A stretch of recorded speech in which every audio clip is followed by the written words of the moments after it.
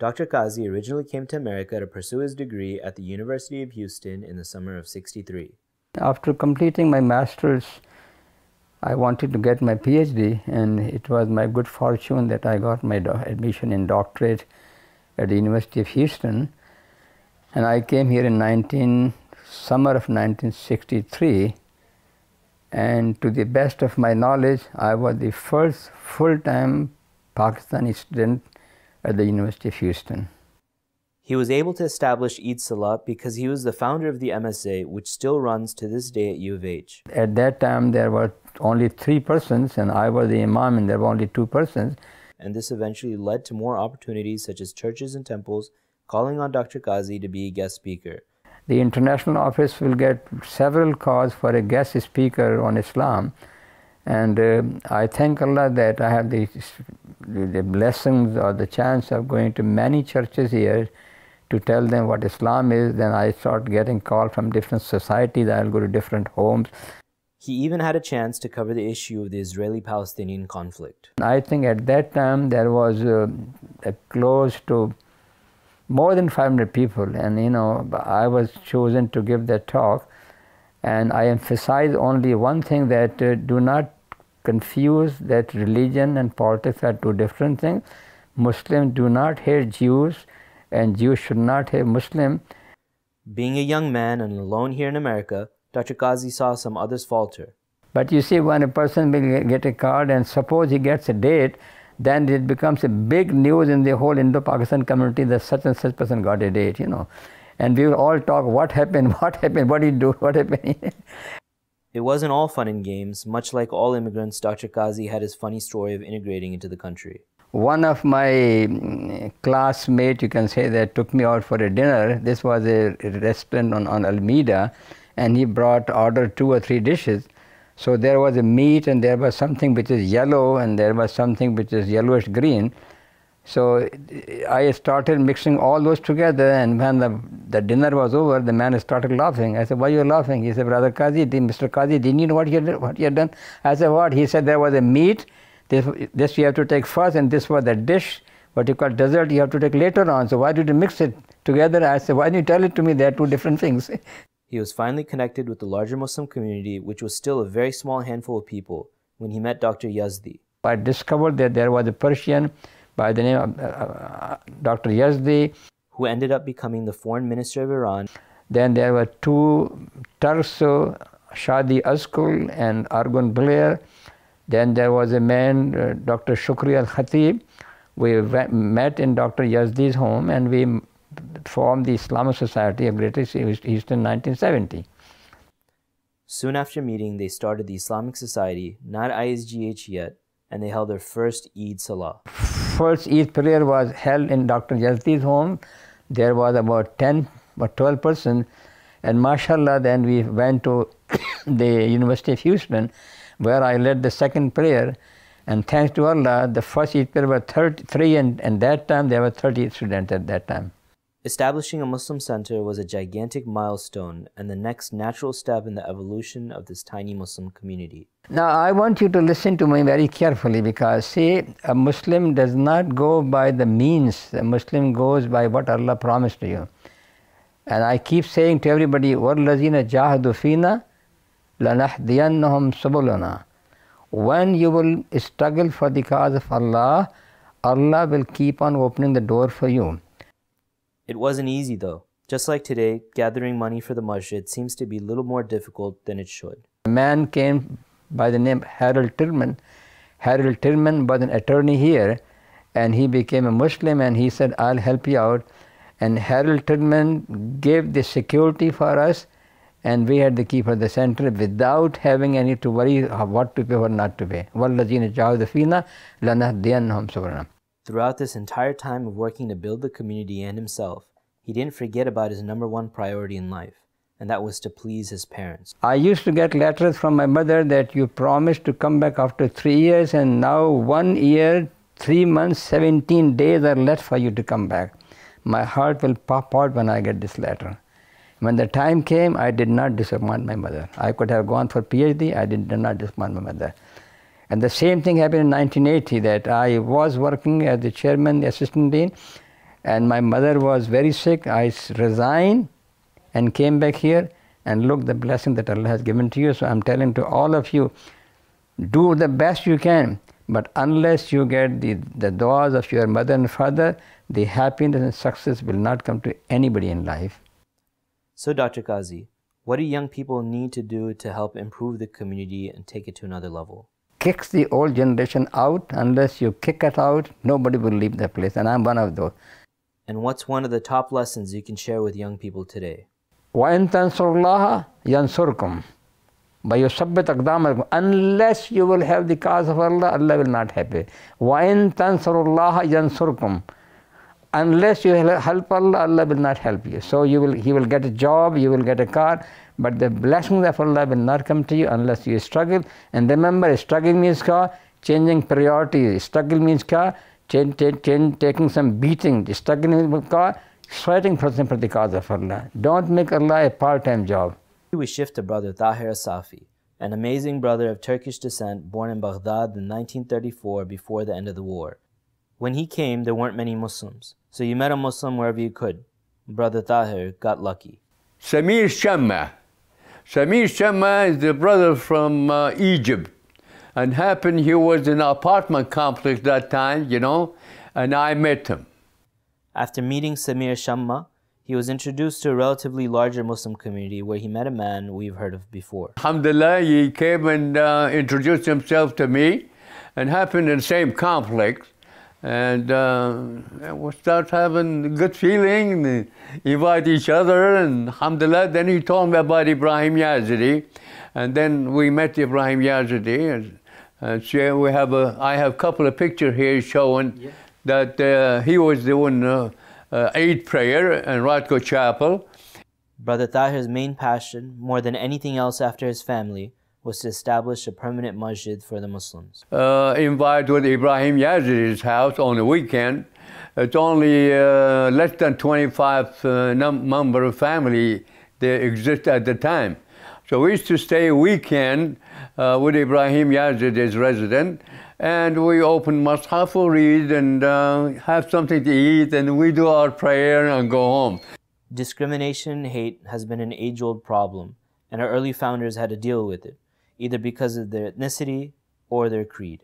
And I suggest for them to go ahead and have our own masjid, our own location. So I was given the upper hand to go ahead and look for a location. I picked to happen 1756 Richmond Avenue. But we have a little bit incident problem with a cross street shopping center. Shopping center, they found out Islamic Society under 1756 Richmond Avenue, they start towing our car away from the parking lot. And as you know, towing car from parking lot costs this Muslim brother to go ahead and release the car, you know, about a couple of $100. And the harassment started in there. The harassment became intolerable and threatened the safety of Muslims. And we tried another location on OST, they call Street OST in Houston. We went there and put some money down with a big building. And then they asked who's IGH, we told them Islamic Society of Great Houston. They declined to sell. Despite the discrimination at the masjid, Brother Tahir had no problem fitting in. You know, I was invited to a Lion Club, a Rotary Club, to say something about my country, my religion. So being such a good-looking guy, Brother Tahir, how did you handle the lady situation? Alhamdulillah, happened, my wife, she's from Iraq. I went over back to Iraq and got me, you know, young lady there at the time, and you know, was in 68. Giving dawah and conducting interfaith activities was done regularly on campus with Brother Tahir. There was only 4 Muslim they go to university with me at that time. And I remember Baptist Student Union, they call it, it's on the campus, and Newman Foundation on the campus. And they were interested, you know, to see who we are and stuff like that. They invite us. They invite us to the church. They invite to PSU, Baptist Student Union, they call it. And we went there and we got acquainted with them and tell them about our faith and what Islam all about. Alhamdulillah, we were a good ambassador at that time. We move on to the story of Imam Faruk. Born and raised as a Baptist in Houston at the end of World War II in 1945, and you never know it by looking at him, with the backdrop of the civil rights movement and amazing figures such as Martin Luther King Jr. and Malcolm X rahimullah, Imam Faruk was introduced to Islam through random people on the street, openly giving dawah and inviting others to Islam through Elijah Muhammad's Nation of Islam. 1957, I was about 12 years old, and I heard Islam. It's taught by the Honorable Elijah Muhammad, which is the Nation of Islam at that time. I heard Islam in the local barber shop. And at that time, you could get just about go to the barber shop and get whatever conversation, you know, basketball, football. I mean, they talked about just about everything. But during that particular time, they would meet, the Muslims would meet in the barber shop, you know. And they were, and I would come from a strong Christian background, so naturally some of the things that I heard, you know, it was kind of against everything that I had been taught in the church. So it kind of fascinated me, you know, and I became curious. So when I took it to my mother, and I said, Mom, I was in the barber shop and they were saying this about Jesus and this about the Bible. And she said, oh boy, she said, you need to quit. Listen, that's a bunch of popcorn. That's what she called it, you know. But it was something that stuck with me for many years, you know. The next evolution of Imam Faruk's life into Islam was during Vietnam. I joined the military when I was about 19 years old. My last stretch in the military was in the Republic of Vietnam, where I served I was a Sergeant E5, serving as a section chief over one of the big guns, a 155 millimeter house. That's a very big gun. But at any rate, that's where I read the autobiography of Malcolm X. This book was sent to me. My wife sent it to me, as a matter of fact. She said, once you read this book, Eugene, you will have a whole different opinion on life, on the white man. I said, you have to read this. And she sent it to me, and I read it. I was in Dak To, Vietnam, and we were under siege. We had been under siege for 30 days, and that book blew my mind. After Elijah Muhammad died, his son Imam Muhammad took the reins and changed the directions of the Nation of Islam towards a more mainstream outlook, and forged the creation of the modern Muslim American identity amongst indigenous Muslims. It was easy and difficult. If Islam could change the pagan Arabs and bring them to a civilized relationship with the world, he said, pure Islam can change us, you know, through the teachings of the Quran and the Son of Muhammad the Prophet. And they had to learn new things, such as praying and fasting. We were taught many of the aspects of becoming a Muslim. We were taught directly by Imam Muhammad. And his community was a community that covered just about all the major cities in the United States at that time. And he taught us on the what we call the national hookup. In other words, it was through telephone conference call, whereas he would address the whole community. This is where he taught us how to pray.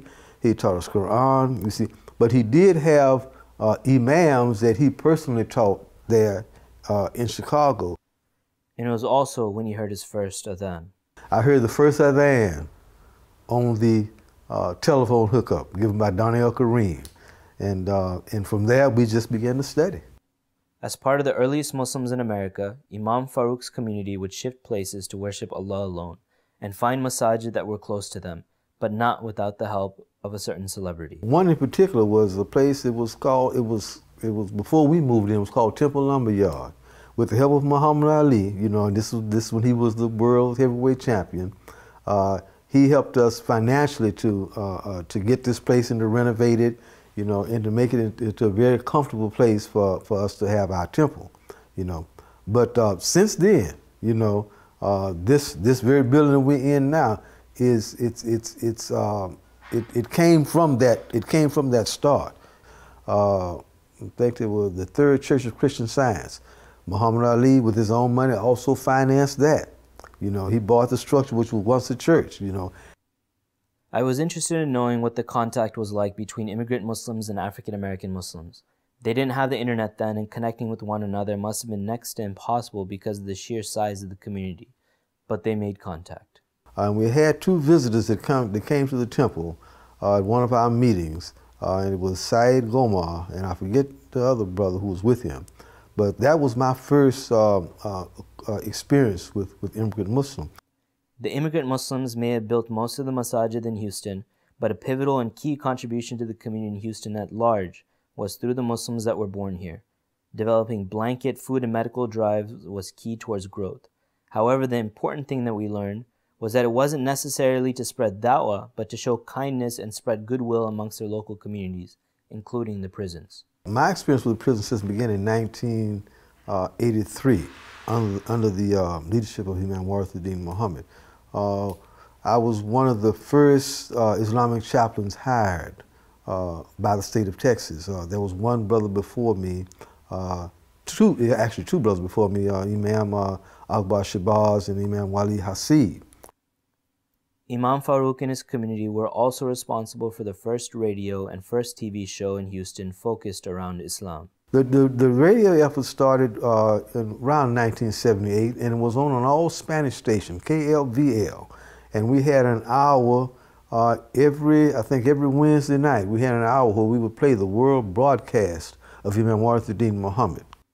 They had a little bit of competition. George Foreman also had a program that same night. They would come on after our program. And they would come in, you know, and they had this thing about Christian love, etc. So one of his members asked me, he said, "What's your name?" I said, "My name is Faruk." He said, "What kind of name is that? It sounds like a Muslim name." I said, "It is." I said, "What's your name?" He said, "My name is Gay." I said, "What kind of name is that?" You know, and he didn't like that too well. He was a big guy. I said, "Oh man, I may have spoke out of turn. This big guy might crush me." I asked him what he would say to all Muslims in our leadership. To those who are coming after us, to have it in your heart, to make some of the same sacrifices. Today, as Muslims living in Houston, we stand on the shoulders of great men like Dr. Kazi, Brother Tahir, and Imam Faruk. There's a Chinese proverb that says, "One generation plants the trees, another gets the shade." They saw problems right in front of them, and without any special skill and armed with only iman and determination, they were able to plant the seeds of one of the largest communities in North America. It would have been easy enough to just pass the buck and say someone else can do this, but they didn't.